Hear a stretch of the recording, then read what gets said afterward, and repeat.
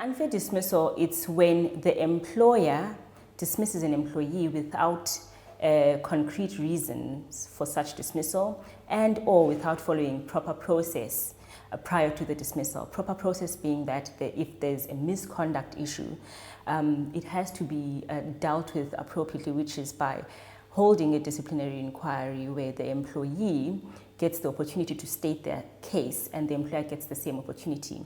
And that will have to be before or in front of an impartial third party who will sit as a chairperson. So that's an unfair dismissal. Substance and process comes into play.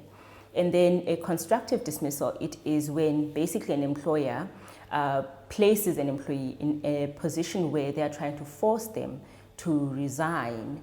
And ultimately, the employee will actually resign and they will have a right of recourse at the CCMA or the bargaining council where they claim constructive dismissal. So in that instance, the employer or the conditions are made so intolerable that the employee can no longer continue working for that employer. So, you can explain it to, just in a bit. You can't just resign and say it's a constructive dismissal. So what is the type of evidence that the employee needs to present to prove a case at the CCMA that this constitute to a constructive dismissal? Because I don't want people to listen to this podcast and then like, I don't list my job anymore, so I'm frustrated with this person, so I'm going to resign. And then Zikhona said it's a constructive dismissal. Okay, I'm just going to put this out there. I'm not saying people should resign as well because they are not happy at their jobs and then they're going to go claim a constructive dismissal at a later stage.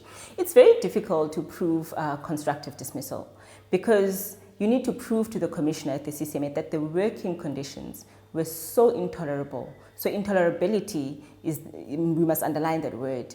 They were intolerable that you could no longer continue working for the employer. And proving that working conditions are intolerable is quite a challenge at the CCMA. It has to be in the extreme, extreme actions taken by the employer or for a person to succeed in proving constructive dismissal. So once again, it has to be intolerable. That's the bottom line.